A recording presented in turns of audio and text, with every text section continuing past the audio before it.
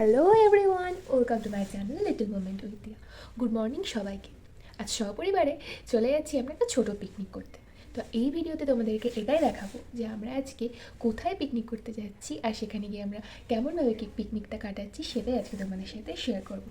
তো চলো ভিডিওটা শুরু করা যাক। আমি তো হয়ে গেছি এখানে পুরো রেডি, তো চলো যাওয়া যাক পিকনিক স্পটে। আমরা পৌঁছে গেছি আমাদের পিকনিক স্পটে। এবার ভেতরে ভিতরে ঢুকেই চোখে পড়লো এই সুন্দর মনোরম দৃশ্য। তাই আমি, মা আর বাবা তিনজনে মিলে একটু ভিতরের দিকে ঢুকে আমরা চলে এসেছিলাম দক্ষিণ দিনাজপুরের কালদিঘি শিশু উদ্যানে, যেখানে এন্ট্রি ফি নিয়েছিল আমাদের কাছ থেকে 10 টাকা করে।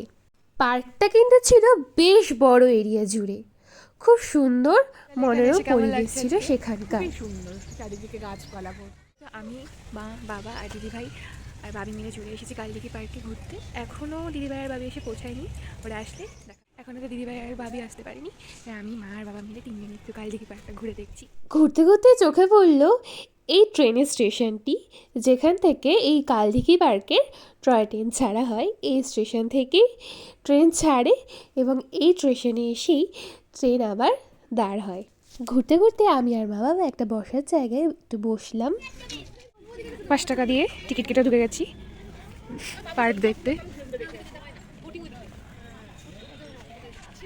পার্ক দেখতে ঢুকে গেছি, দিদিভাই আর বাবিও চলে এসেছে এখানে,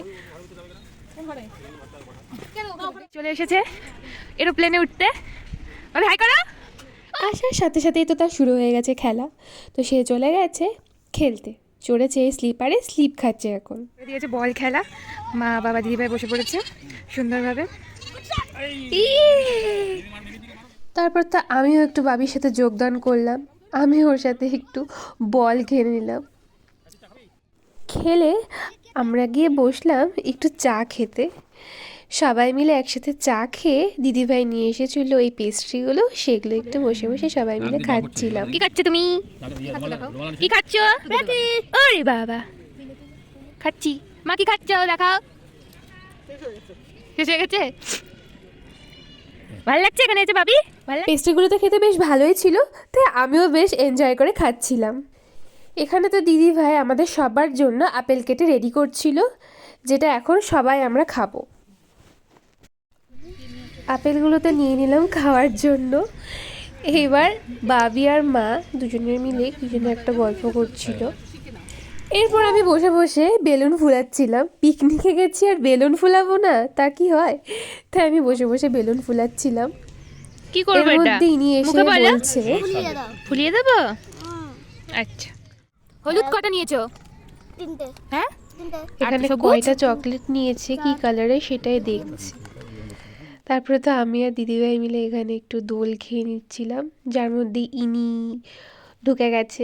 উনি থাকলে আর কারোর রক্ষে নেই। এরপর তো আমি, দিদিভাই আর বাবি মিলে চলে গিয়েছিলাম একটু দোলনা খেতে।